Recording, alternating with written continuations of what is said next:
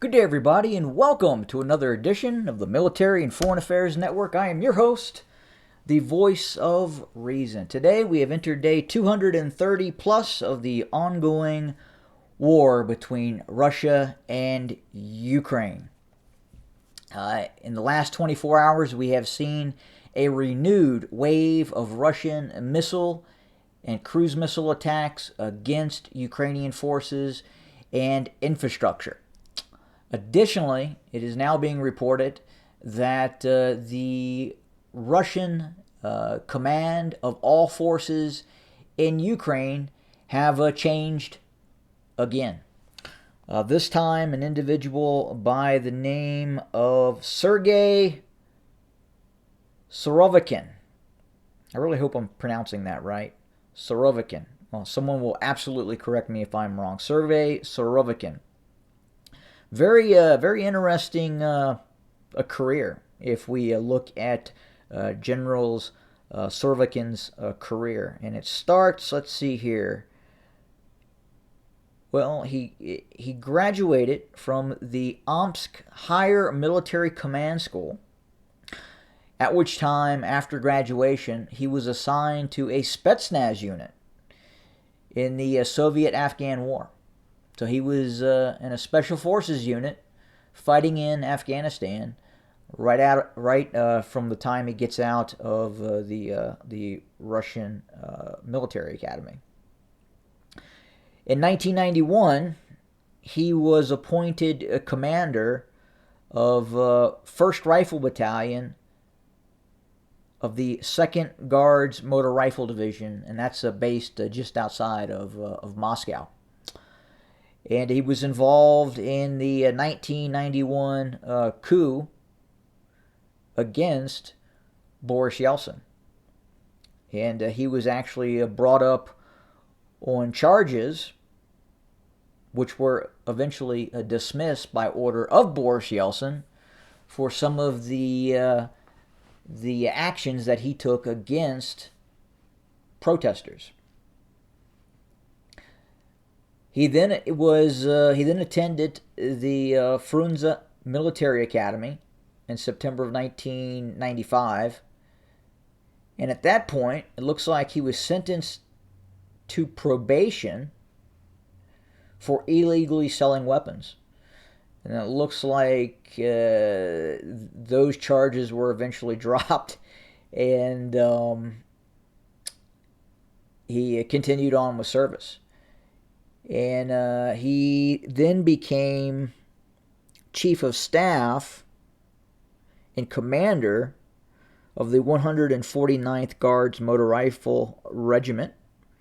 And then he became chief of staff of the 201st Motor Rifle Division. In 2002, he graduated from the Military Academy of the General Staff and became commander of the 34th Motor Rifle Division. Then we have another interesting period in his life that occurs in 2004, or not his life, his career, when allegedly one of his subordinates that he was dressing down pulled out his pistol and killed himself in front of the general. Interesting. He held command roles in 2004. He led the 42nd Guards Motor Rifle Division stationed in Chechnya. And he was chief of staff of the 20th Guards Army in 2005. In 2008, he became head of the main operations directorate of the General Staff. And in January 2010, he became chief of staff of the Volga-Urals Military District, which soon became part of the Central Military District. And in 2011, he was tasked with the creation of the Russian military police, which saw significant activity in Syria. And then on June 9th, 2017, he was introduced to the news media representative as commander of Russian armed forces deployed to Syria. So interesting career. He and I don't quite get this, but I mean, given his background and his where he comes from, I mean, his origins start within the special operations community of the Russian ground forces, and then most of his career he's been in motorized rifle mechanized units of the Russian army, and he ends up heading the Russian aerospace forces. So it's interesting how the Russians do things in terms of appointing commanders. I mean, obviously here in the United States, a Air Force, your commander of the U.S. Air Force is going to come from the Air Force, and in this case, in the Russian system, the commander of the Russian aerospace forces comes from a mechanized background, a motorized rifle and Spetsnaz background. Interesting. But now he has been appointed to overall command of all operations in Ukraine. He is described as ruthless. Well, I guess if you have subordinates pulling out a handgun and offing themselves in your office, there's a little bit of rigor in his unit. I would say, boy, but that's what we're hearing. So we'll have to see how long he lasts in this command role, or could we see some sort of success? Difficult to say. It does appear that at least in the early stages of this conflict, you had obviously Putin with his hands in the conflict, and it looks like that, especially in terms of calling it a special military operation and not just calling it what it is. It's a war. What it is.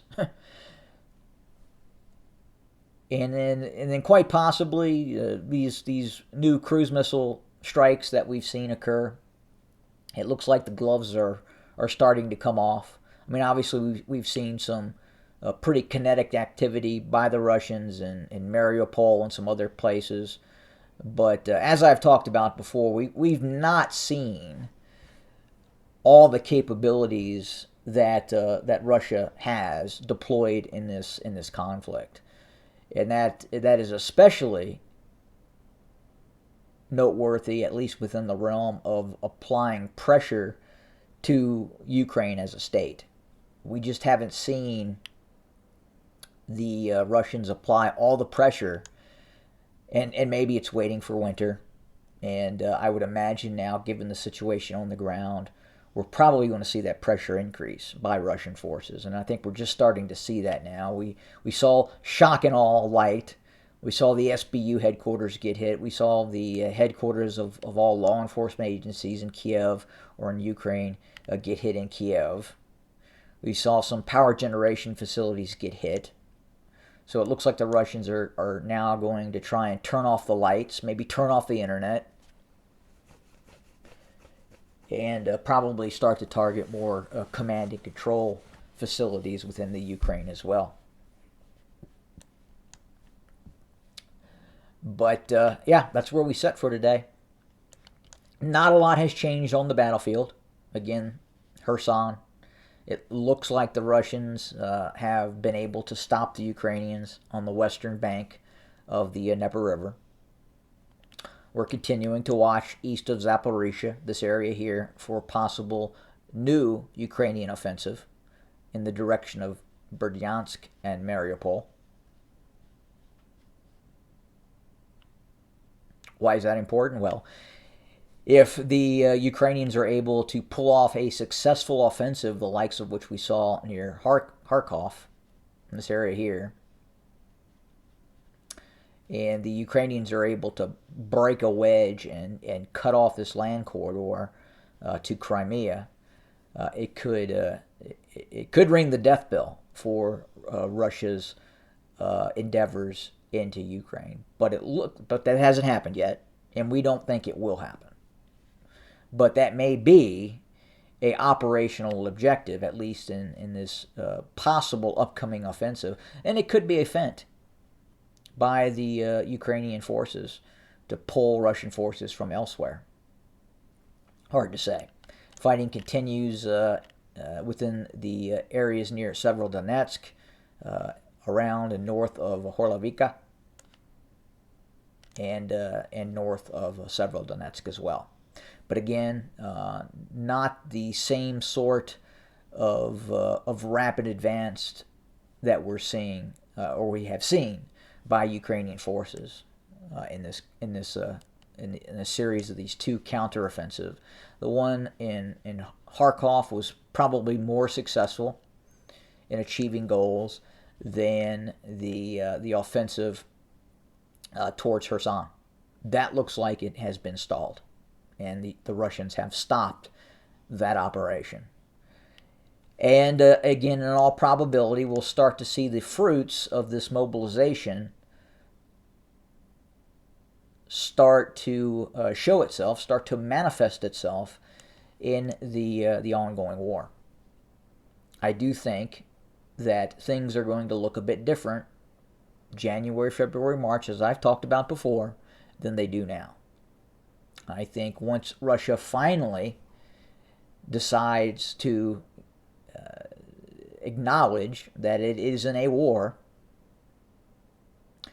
then we may see things change on the ground for the Russians, especially if they really mobilize its industrial complex, military-industrial complex, and expand its military. Its ground forces were just much too small for what it was trying to accomplish in Ukraine. And I don't know if it felt its air-land battle strategy with its air force was going to be more proficient than what it was, but the Air Force really has not shown itself to be very capable, which makes this appointment even more interesting, given that this new Ukrainian commander, or not Ukrainian commander, but commander of Russian forces in Ukraine, comes from the Russian aerospace forces, which again, I would have to say, haven't really proven themselves in terms of what most military observers thought that the Russians had in terms of capability. We have not seen the type of interdiction, air-to-ground interdiction, that we felt that the Russians had in terms of capability. The Ukrainians have been able to continue to operate on the eastern bank of the Dnieper River and fortify and reinforce its forces and conduct counteroffensives on the eastern bank. And coming into this conflict, we believe that the Russian Air Force would have had the ability to interdict supplies and reinforcements crossing the Dnieper River. It's been difficult for them, though. But that's where we set today. We'll continue to monitor, report, and bring you more content for your consumption. Thanks for joining us, and as always, have a good day.